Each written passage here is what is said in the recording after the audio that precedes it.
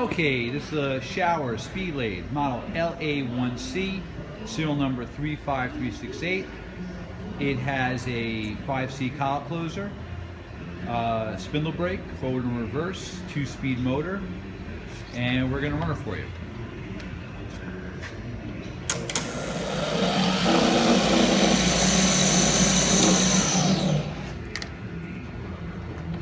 So that's the 2 speeds, that's the high and the low. And then it's got the spindle brake too. And then now we have a forward and reverse switch. That's reverse. And high.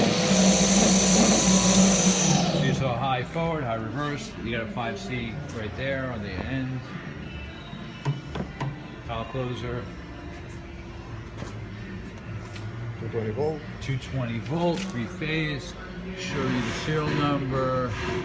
That's the serial number, that's your model. Thank you for watching the video.